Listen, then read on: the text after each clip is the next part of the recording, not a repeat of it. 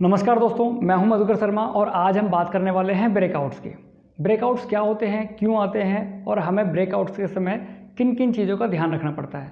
दोस्तों, मैं जानता हूं आपने बहुत सारी वीडियोस देखी होंगी ऑलरेडी इस चीज़ के लिए, लेकिन ये वीडियो थोड़ा सा बोरिंग भी हो सकता है और मैं चाहता हूं कि आप इस वीडियो को पूरा देखें और ध्यान से देखें। मे भी ऐसा हो सकता है कि ये वीडियो आपके ट्रेडिंग करने के नज़रिए को थोड़ा सा बदल दे, सोच बदल जाएगी। मतलब हमें अपनी सोच ना बिल्कुल ट्रेडर की तरह रखनी है, रिटेलर की तरह नहीं है।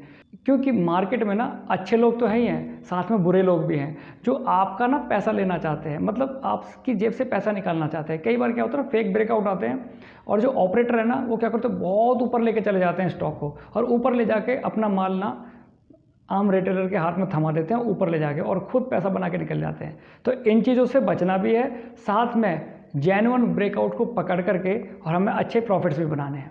तो दोस्तों, ये वीडियो ना ऑप्शंस वालों के लिए नहीं है, क्योंकि मैं ऑप्शंस में ये मेरे को भरोसा भी नहीं होता है और ऑप्शंस में जो ब्रेकआउट आते हैं ना वो ज़्यादातर ना मतलब जैसे होता है ना फुस्सी बम होता है दिवाली वाला, आग वो दिखाते रहेंगे, हाँ ब्रेकआउट आ रहा है, वो जलती रहेंगी और जब बहुत देर के बाद ना बुझ जाता है बम, है ना, फुस्सी निकल जाता है। तो वही वाले ब्रेकआउट्स आते हैं ऑप्शंस के अंदर, तो मुझे उस पर तो बिल्कुल विश्वास नहीं है।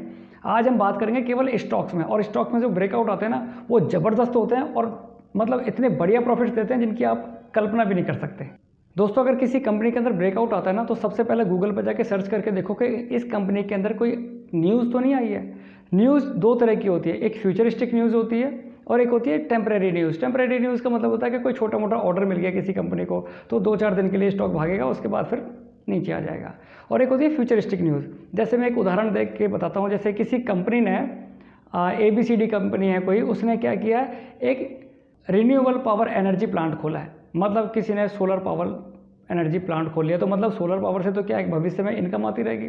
और अगर प्लांट ऐसा खोला है जो या कोई ऐसा काम किया है जिससे उसको भविष्य में अच्छी इनकम आने वाली है, तो ऐसी न्यूज़ को ना मार्केट पॉजिटिव लेता है। और ऐसी न्यूज़ पर अगर कई ब्रेकआउट आते हैं ना तो वो बहुत लंबे ब्रेकआउट होते हैं, वो फेक नहीं होते हैं, ठीक है ना, वो बढ़िया चलने वाले, वो जेन्युइन ब्रेकआउट होते हैं। जैसे अगर किसी बड़े फंड हाउस ने कंपनी का स्टेक खरीदा है और अपनी लगातार पोजीशन बढ़ा रहा है, तो ये भी एक पॉजिटिव न्यूज़ होती है। और ऐसी न्यूज़ पे अगर कोई स्टॉक ब्रेकआउट देता है तो वो ब्रेकआउट फेक नहीं होता, जेन्युइन होता है, वो चलने वाला होता है।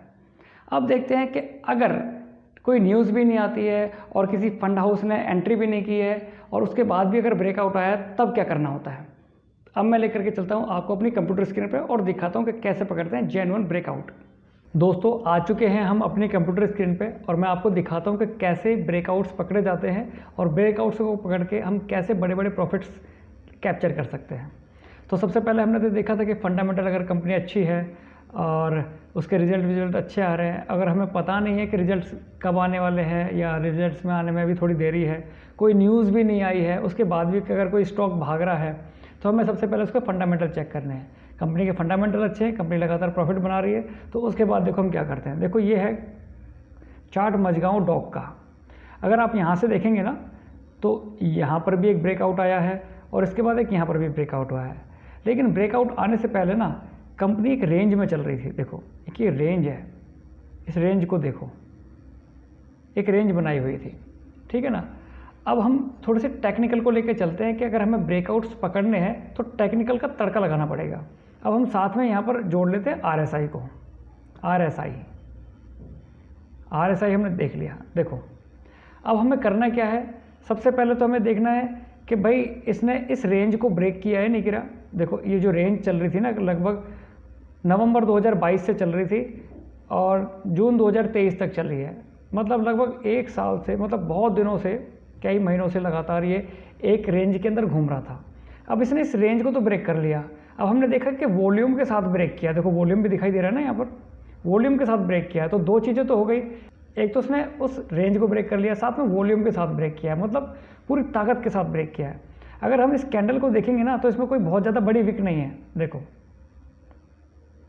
इस कैंडल के अंदर कोई बहुत ज़्यादा बड़ी विक नहीं है, मतलब बहुत मजबूती के साथ ब्रेक किया है इसने। ये हमने ना इसके अंदर RSI का भी यूज़ किया है। देखो जब भी RSI 60 से ऊपर निकल जाता है, देखो 60 से ऊपर तो कई बार निकलता है, तो हम समझ लेते हैं कि स्टॉक के अंदर स्ट्रेंथ आ गई है। लेकिन जैसे ही वो 70 को क्रॉस करता है ना, अब हम सोचते हैं कि अब इसके अंदर रैली आने वाली है।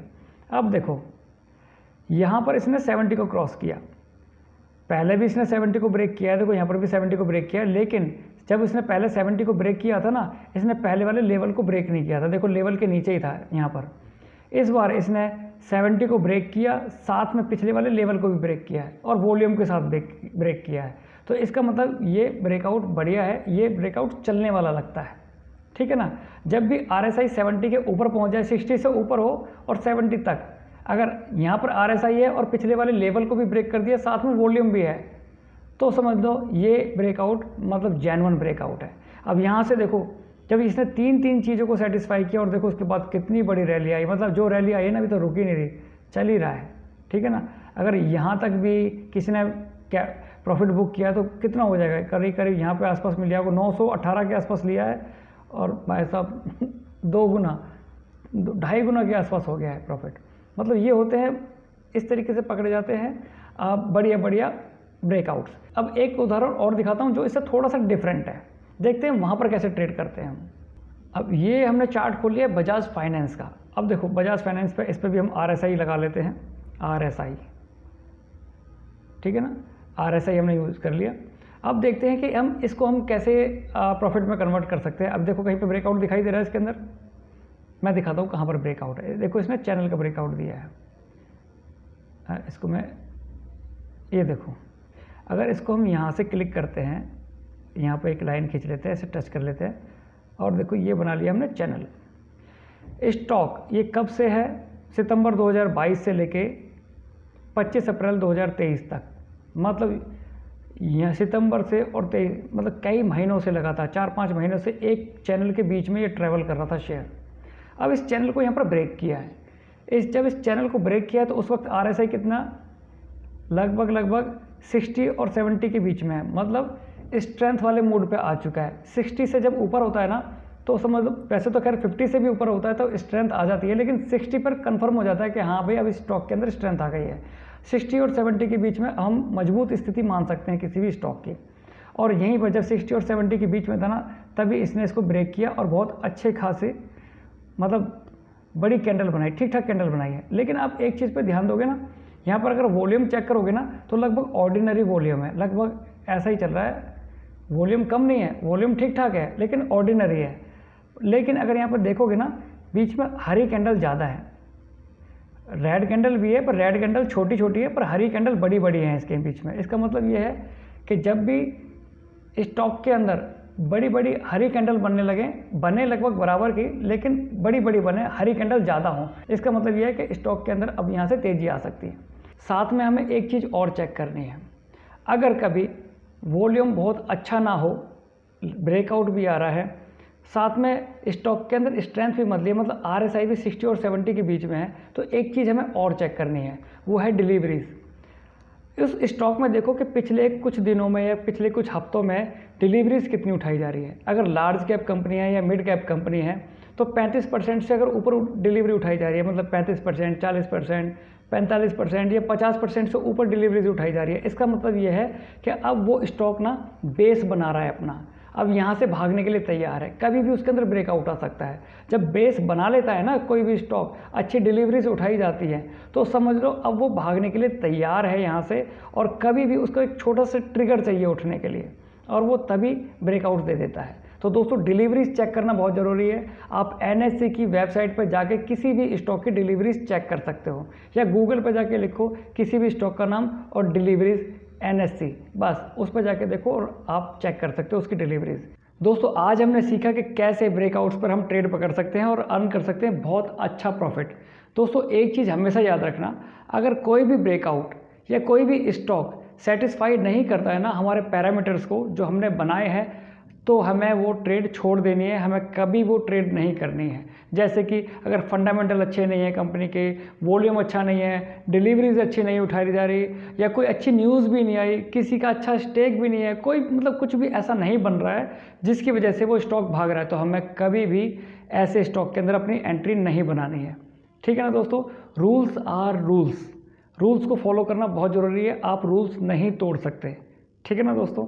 और दूसरी चीज़, आप हमारे ना ये दोनों वीडियो ज़रूर देखना, एक बॉलिंजर बैंड और एक ट्रिपल मूविंग एवरेज। इन दोनों को अगर आप देखते हो ना तो डेफिनेटली ये आपका ट्रेडिंग करने का नज़रिया बदल देंगे और आप भविष्य में बन सकते हैं बहुत बढ़िया प्रॉफिटेबल ट्रेडर।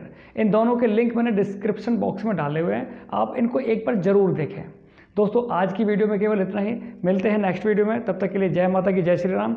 और हाँ प्लीज़ जाने से पहले सब्सक्राइब जरूर कर दीजिएगा। चलो बाय बाय।